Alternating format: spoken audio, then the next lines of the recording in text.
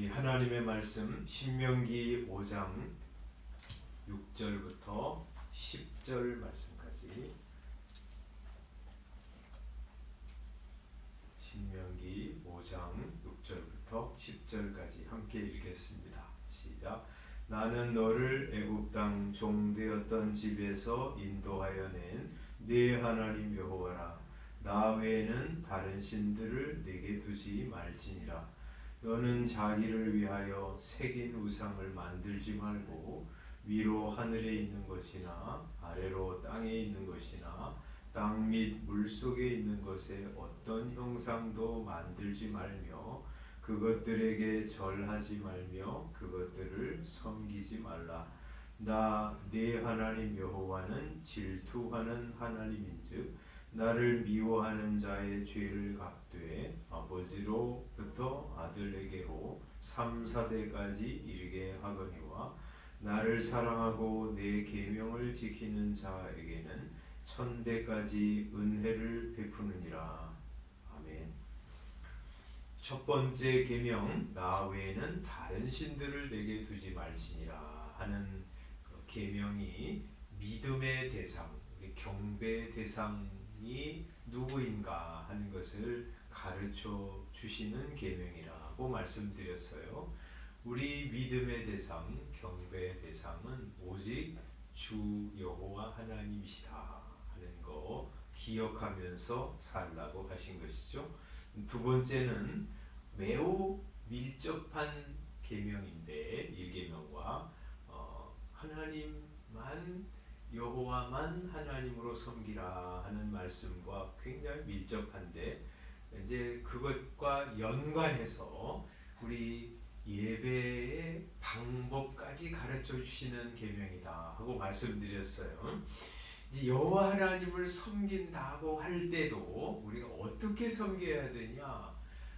우상, 형상을 만들어서 섬기지 말고 오직 하나님께서 가르쳐 주신 말씀에 따라서 하나님을 섬기고 경배해라 하는 말씀이 이 계명이라고 말씀드렸습니다. 그래서 8절에 이렇게 말씀하죠. 너는 자기를 위하여 새긴 우상을 만들지 말아라.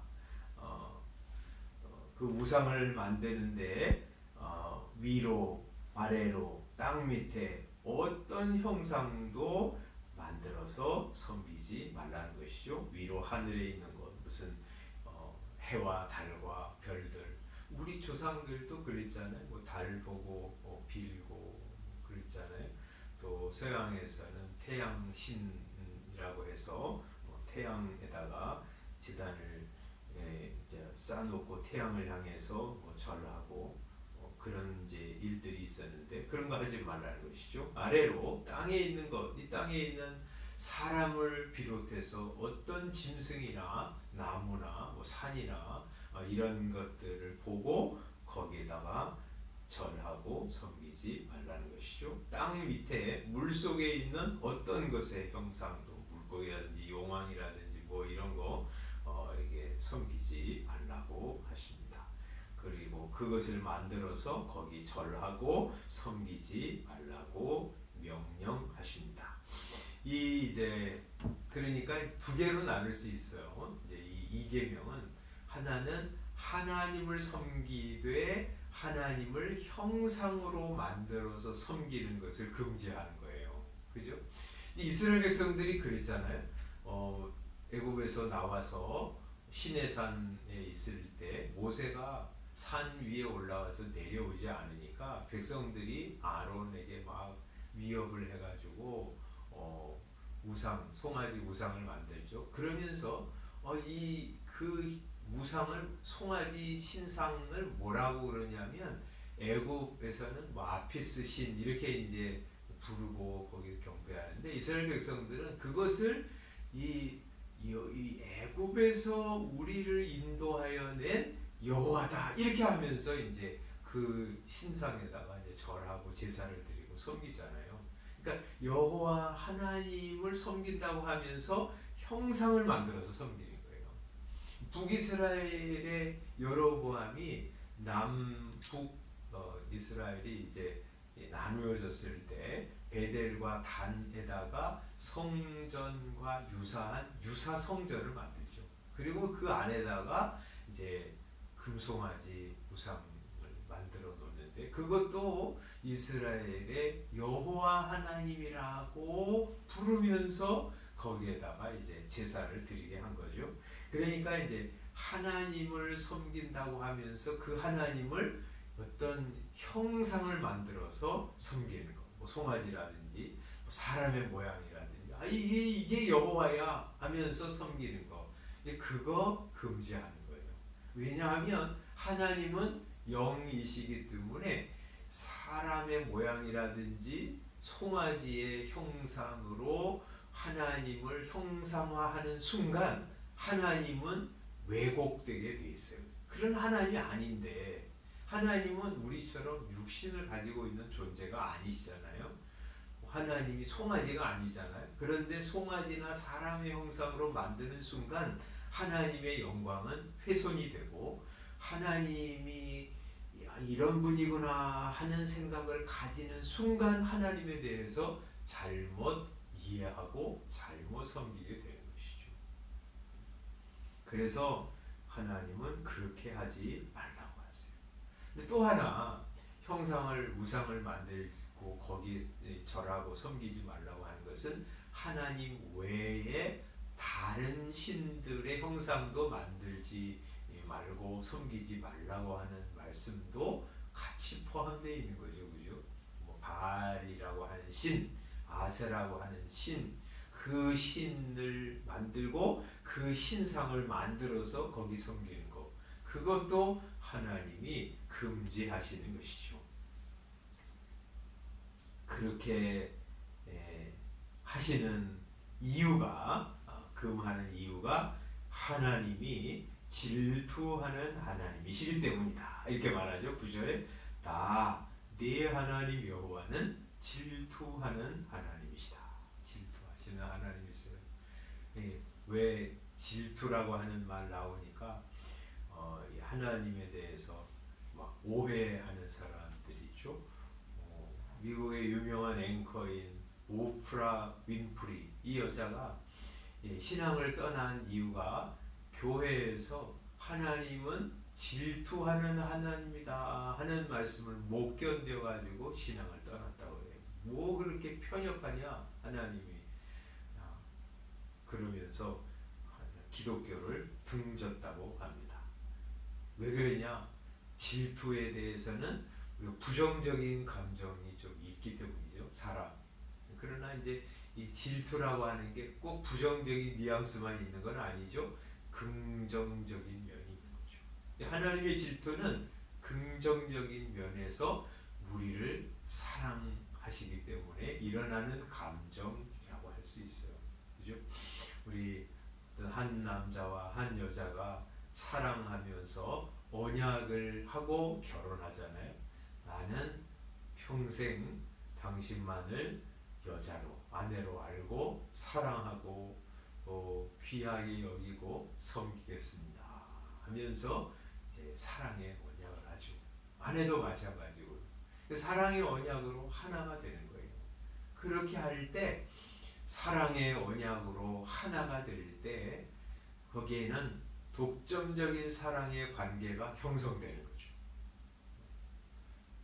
아내가 무슨 다른 남자를 사랑할 때 괜찮아, 나는 마음이 넓어서 그래도 돼 하는 남자는 없습니다.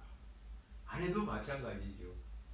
서로 사랑하기 때문에 이제부터는 그 사람만 사랑하고 또 섬기고 그 축복하면서 사는 관계 속으로 들어간 것이죠.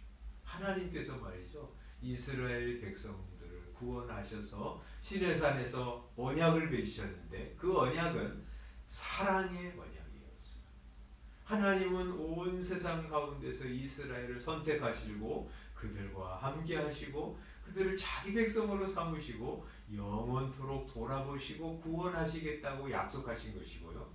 이스라엘은 하나님만을 우리의 하나님, 내 하나님으로 믿고 섬기면서 사랑하겠다 하고 약속하면서 언약을 맺은 거예요. 그 언약을 끝까지 지켜가는 거예요. 하나님 끝까지 지켜가는 거죠. 그래서 우리를 위해서 어떤 일까지 하셨냐면 자기 생명까지 희생하셔서 구원하신 것이죠. 그래서 우리도 하나님을 내 하나님으로 섬기고 평생 그 하나님만 사랑하고 섬겨가는 것이죠. 그게 이제 깨질 때 하나님은 질투하시는 것이죠. 그래서 여기 이렇게 말씀하죠. 내 하나님 여호와는 질투하는 하나님인즉 나를 미워하는 자의 죄를 갚되 아버지로부터 아들에게로 3, 4대까지 이르게 하거니와 나를 사랑하고 내 계명을 지키는 자에게는 1000대까지 은혜를 베푸느니라. 여기 이제 우상 섬기지 말라 그러잖아요. 또 다른 신 두지 말라 그러잖아요. 그것을 이렇게 표현하는 거예요. 우리 다른 신을 섬기는 거, 우상을 만들어 섬기는 것을 나를 미워하는 것이라고 표현하고 있어요. 그런 사람의 죄를 주님이 갚으시는데 아버지로부터 아들에게로 3, 4대까지 이르게 하신다. 이렇게 주님이 경고하십니다. 내가 하나님 버리고 우상을 섬길 때 하나님이 내 아들, 내 자녀, 내 손자 3, 4대까지 이르게 하신다. 그래서요 하나님을 버린 사람들의 자녀가요 잘 되는 법이 없어요. 어떤 면에서 너무 기계적인 것이 아닌가. 왜 아버지의 죄악을 아들에게도 손자에게도 이렇게 징벌하시나 하고 생각할 수 있지만 그게 꼭 그런 이 아버지의 죄악을 아들에게로 전가해서 하는 것이라기보다 그 영향이 그만큼 심대하기 때문이죠. 아버지가 우상을 섬기고 그릇된 길로 가면 그 영향이요 아들 자손에게로 그대로 이어지는 것이 참 많잖아요. 그래서 하나님을 미워하는 사람들은 그 자손들이 같이 고통을 받게 되죠. 반면에 하나님만을 섬기는 사람, 하나님의 말씀대로 하나님을 경외하는 사람을 10절에 나를 사랑하고 내 계명을 지키는 자다 이렇게 말씀하는 거죠. 하나님 사랑하고 하나님 말씀대로 하나님을 섬기는 사람, 그런 사람은요 자연스럽게 하나님만을 자신의 하나님으로 섬기고 사랑하죠. 그리고 하나님 말씀대로 하나님을 예배하고 경외하려고 합니다. 그런 사람에게는 1000대까지 은혜를 베푸시다 이렇게 약속하고 계세요. 3, 4대하고 1000대하고 굉장한 차이가 나죠. 여기서 말이죠. 하나님은 이런 비유를 통해서 하나님은 징계하시지만 은혜를 베풀어 주시는 하나님이시다 하는 거 알려주시는 거예요. 사람이 그릇된 길을 갈 때 하나님이 징벌하시는 거 맞습니다. 그러나 하나님은 징벌보다는 어디에 마음이 가 계신 분이시냐 하면 은혜 베푸는데 가 계시는 하나님이시죠. 은혜가 징벌을 덮어요. 은혜가 더 길지요. 징벌하시는 것은 하나님의 본심이 아니시잖아요. 하나님은 어떻게 하든지 우리에게 은혜 베푸시기를 원하시는 분이세요. 그래서 우리가 하나님의 백성이 언약을 깨뜨리고 그릇된 길을 가고 하나님을 등지고 살 때 하나님이 때리시고 벌을 내리시는 것은 돌아와 사랑의 하나님, 내 하나님으로 삼고 복을 누리게 하시기 위한 것이죠. 우리 하나님이 말씀하신 것처럼 하나님 외에는 다른 신 안 섬기고 오직 유일하신 하나님, 참 하나님만 섬기는 우리가 되게 해주십시오. 그 하나님을 말씀하신 대로 섬기는 우리가 되게 해주십시오 하고 기도하면서 그 하나님 섬기고 사랑하고 영화롭게 하면서 살아가는 저와 여러분들 되시기 바랍니다. 기도하겠습니다. 사랑의 주님, 은혜를 감사합니다. 우리에게 말씀 가르쳐 주셔서 고맙습니다. 하나님, 내 하나님으로 알게 하시고 그 하나님이 말씀하신 대로 주를 섬겨가게 하시니 감사합니다. 하나님, 여기 말씀하신 것처럼 우리 주님을 사랑하고 주의 계명을 지키는 자 되게 해주시고, 그래서 내가 하나님의 복을 누리며 살아가게 하시고 내 자녀들도 내 후손들도 그 영향을 받으면서 하나님의 복을 누리며 살아가는 가족들이 되도록 축복하여 주시옵소서.